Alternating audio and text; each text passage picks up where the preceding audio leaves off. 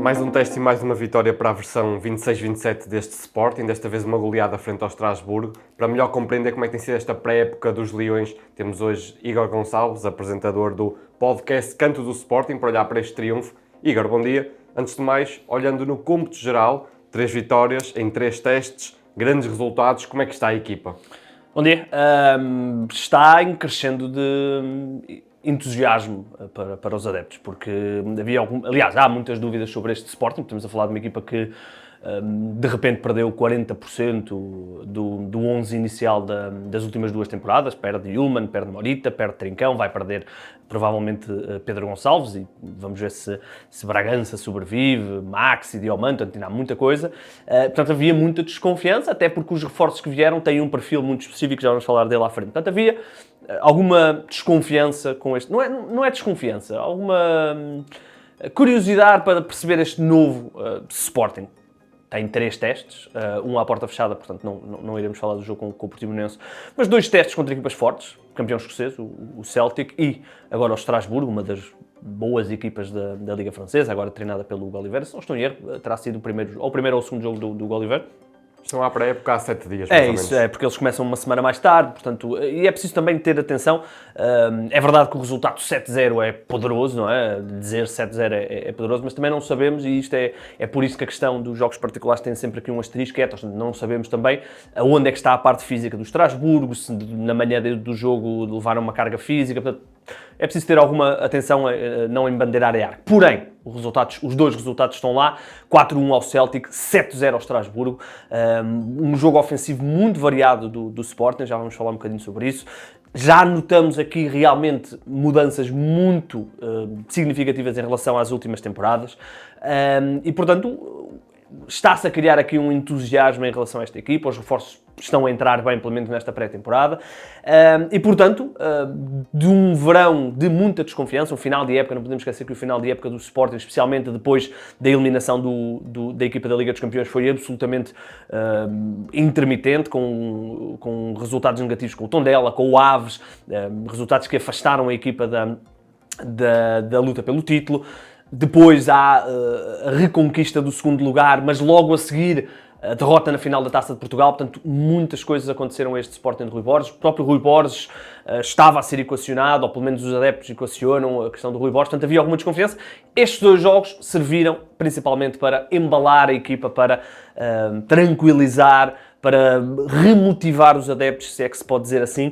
E agora vem ainda mais 2 testes, 2 testes difíceis, o jogo com o Mónaco no Troféu 5 Violinos no dia 25 e depois há um jogo com o Nottingham Forest para fechar a pré-temporada no dia 31. Depois no dia 8 é o jogo com o Estrela Amadora. Vamos ver o que é que o Sporting vai fazer nestes 2 jogos. Para já, 2 equipas fortes, 2 vitórias contundentes. Disseste ainda há pouco que os reforços entraram bem e eu perguntava-te então que nomes é que há a destacar deste modo. O Sporting, curiosamente, os reforços são quase todos para a mesma zona, não é? Falamos de Altimira, falamos de Silas Anderson, falamos de Dumbiá, falamos de Zalazar e depois aparece aqui o Jesse Derry, que é extremo esquerdo. Portanto, o que é que podemos dizer dos reforços? Para já, notamos que parece que a Altimira vai pegar destaque no 11. É verdade que pode haver aqui alguma dúvida com a questão do Silas Anderson, mas parece-me que o Altimira é o jogador que terá a posição 6. É um jogador de um perfil diferente do Morten Yulman, é um jogador que se sente muito confortável na construção a 3, vimos isso de forma muito clara neste jogo com o Estrasburgo. A construção a 3 do Sporting será feita com os 2 centrais e com a Altimira no meio deles a construir. A Altimira tem uma capacidade muito interessante e vimos isso no segundo golo da equipa do Sporting, de aparecer em zonas com espaços para remate ou para criar a superioridade. Portanto, parece-me que é um jogador que vai ser o pêndulo do Sporting. Boa capacidade também de passe longo, também já vimos isso um bocadinho com o Estrasburgo. Depois aparece Silas Anderson, um jogador mais box-to-box, mais capaz de chegar à área adversária, mas também um 6 mais ou menos de raiz, digamos assim. Depois há Dumbiá, outro jogador também box-to-box. É engraçado porque a questão do Dumbiá, nota-se que ele tem aqui algumas dificuldades técnicas em domínios de bola, e então foi colocado na esquerda para sair um bocadinho da zona central, e é uma aposta muito interessante de Rui Borges. O golo que ele marca é de uma pujança física e também qualidade técnica de finta e de preparação de remate interessante. Eu acho que Doumbia vai ser o reforço do Sporting, se calhar até mais que Zalazar, que para já apareceu ainda aos passos, faz logo uma excelente abertura para um dos golos do Sporting, tem também o penalti que depois concretiza, portanto também vai ser um reforço de carteira no Sporting. O que é que estes nomes todos que eu disse têm já lançando a próxima pergunta, o que é que estes nomes têm em comum? São todos jogadores de um perfil físico e de intensidade e transição semelhantes. E isto é um dos principais fatores que podemos ver nestes 2 primeiros jogos. A equipa cresceu um bocadinho, Sim. são todos um bocadinho mais altos. Eu vi uma peça, já não sei se foi do Jornal Record, se foi do Jornal A Bola, que com os reforços que o Sporting já tem, a média de alturas da equipa subiu na casa dos 8, 9 centímetros. É significativo.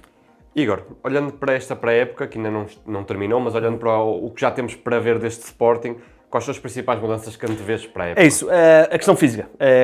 Nota-se que o Sporting é uma equipa, isto vou ser um bocadinho redutor, mas nota-se que o Sporting é uma equipa muito mais à Futebol Clube do Porto.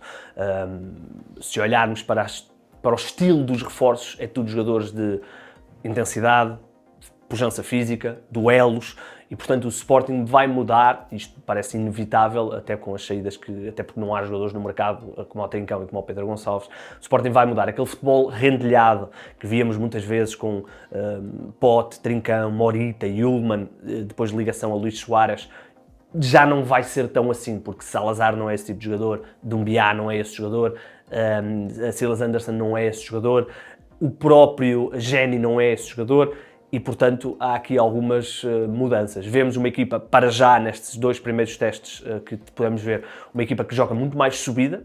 Isto vai ser interessante quando regressarem, até porque não podemos esquecer que, olhando, por exemplo, para o quarteto defensivo que jogou contra o Estrasburgo, provavelmente contra o Estrela da Amadora, nenhum deles será titular, porque não será Vaianidis, será Fresneda, não será Eduardo Quaresma, será Diomande, não será Eduardo Felicíssimo, será Gonçalo Inácio, e não será Ricardo Mangas, será Maxi Araújo. Mas vemos um Sporting muito mais subido, e porquê? Porque o Sporting quer, tal como o Futebol Clube do Porto fazia no início da temporada passada, recuperar a bola o mais rápido possível, o mais subido possível, o mais rapidamente estar virado para a área adversária para ferir o adversário nessas recuperações altas. Doumbia é esse jogador, Zalazar é esse jogador, Silas Anderson mostrou ser esse jogador e, portanto, vemos um Sporting muito mais pujante, vemos um Sporting muito mais direto. Não é que o Sporting versão 25-26 não fosse uma equipa direta, basta ver o número de golos que a equipa marca, mas era direto de uma forma diferente, mais rendilhada, mais artística. Agora vai ser uma equipa muito mais pressionante, muito mais musculada, digamos assim. Esta é uma das grandes diferenças.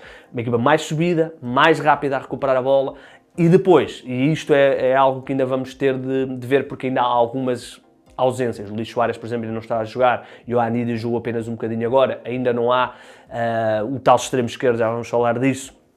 A própria defesa, como eu disse, ainda está toda remendada. Portanto, estou muito curioso para ver depois como é que será a ligação entre os setores. E depois há aqui uma questão muito interessante. Saiu o Trincão, esse já é oficial, e em princípio sairá o Pedro Gonçalves também. Aparece aqui Zalazar, a grande contratação ofensiva, digamos assim, do Sporting, mas aparece aqui um menino chamado Flávio Gonçalves, que jogou na posição de Trincão, e tem um futebol muito parecido com o Trincão. Portanto, vai ser aqui acho que a inclusão dele no plantel principal do Sporting não é dúvida. A dúvida é quantas oportunidades é que ele vai ter. Porque eu acho que pode estar aqui um bocadinho da chave do que é este novo Sporting. Quando o Sporting precisar menos músculo e mais criatividade, vai aparecer Flávio Gonçalves, que pode jogar tanto descaído para uma das alas, como no meio. Portanto, tenho gostado muito de ver o Flávio Gonçalves no meio desta armada, digamos assim. Neste jogo contra o Estrasburgo aconteceu muito Flávio com as costas muito quentes, porque tinha Altimira e Silas Anderson e ele jogava solto. Se o Sporting jogar, por exemplo, vou aqui a tirar para o ar com Altimira e Doumbia no jogo do Estrela da Amadora, o jogador que jogar ali à frente vai ter muita liberdade, porque são 2 dínamos muito, muito poderosos. No capítulo do mercado, ainda se prevê mais saídas aqui neste Sporting? Prever, talvez não, mas há aqui, claro, nomes que estão a ser cobiçados. Desde logo, Diomande. Curiosamente, o Sporting vai jogar com o Nottingham Forest no último jogo da pré-temporada e tem-se falado que o Nottingham Forest é o principal ativo, ou o principal clube que está interessado no ativo Diomande.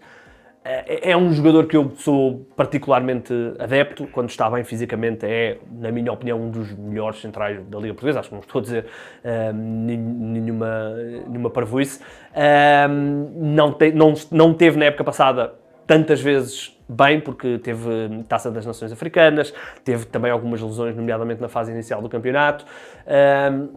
Tem-se falado da sua possibilidade. Maxi Araújo será também outro dos nomes. O próprio Eduardo Quaresma, falou-se que tinha aí uma proposta que vinda de Itália, mas em princípio o Sporting vai conseguir renovar com o Eduardo Quaresma, que é, como sabemos, um suplente de luxo, digamos assim. Portanto, estes nomes estão a ser bastante cobiçados. Depois há sempre o nome de Jenny Katam, volta e meia, aparece aí em algum rumor, nomeadamente a Alemanha. Portanto, há sempre nomes. Mas estes dois que eu disse, Diomande e Maxi, são muito cobiçados. E tendo em conta que o Sporting já perdeu tantos jogadores, eu diria que seria, não vou dizer suicídio, mas seria complicado substituir, até porque os jogadores que saíram, a nível de qualidade, isso é conhecido por todos, mas a nível de peso de balneário, né? Sai o Trincão, sai o Pote, sai o Yulman, sai o Morita, jogadores que já estavam há muito tempo no Sporting, capitães, muitos deles.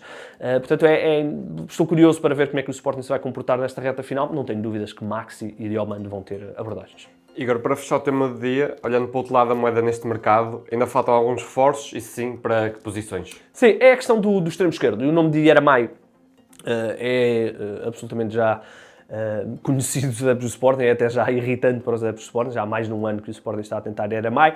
A informação que existe é que o Sporting vai desistir da contratação do extremo espanhol, do Deportivo da Corunha. As propostas já estavam em valores na casa dos 40 milhões de euros, o que para a Liga Portuguesa é absolutamente insano. Mas em princípio o Sporting vai desistir e vai se virar agora para um jogador que esteve muito bem no Campeonato do Mundo, extremo do Watford, Iracunda, extremo esquerdo, um miúdo de 20 anos australiano, esteve na seleção da Austrália no Campeonato do Mundo. O Sporting já está a negociar e é esse o nome que o Sporting quer, no fundo, para fechar esta primeira iteração do plantel. Sabemos que depois há sempre algumas possibilidades, mas a nível de plantel há algumas dúvidas na questão do avançado, porque Luís Soares, esse é absolutamente intocável, mas Ioannidis, uma época muito complicada fisicamente, aliás, 2 épocas seguidas complicadas fisicamente para Ioannidis, só agora está disponível e até marcou, portanto, há alguma corrente de pensamento de que o Sporting precisa de um terceiro avançado mais fixado do que propriamente o Rafael Nel, e é a questão do extremo esquerdo. O Sporting tem Jesse Derry, tem a possibilidade de colocar ali um Dumbiá, um Zalazar ou até um próprio Flávio Gonçalves, e quer mais um extremo esquerdo. Portanto,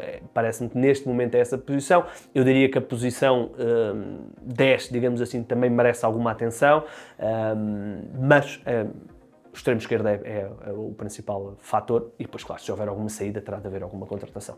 E há outra coisa que eu não disse, mas que acho que é relevante, que é, apesar do Sporting estar realmente pujante nos jogos particulares, uma coisa ficou clara: o Sporting tem 2 problemas para resolver nos 2 suplentes laterais, porque Ioannidis e Ricardo Mangas cumprem os mínimos, mas quando se o Sporting tiver uma lesão em Maxi, ou se, como no ano passado, precisar de Maxi a jogar a extremo, ou se houver uma lesão com Fresneda, como houve na reta final do campeonato, Ioannidis e Mangas não cumprem.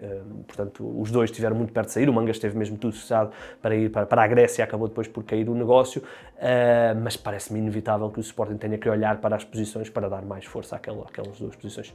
Obrigado, Igor. Este foi o tema do dia. Veremos o que o mercado nos reserva. E, por falar em mercado, recomendo que assistam um novo episódio do Mercado Flash, dedicado ao mercado nacional e internacional. Fique connosco, fique com o 00.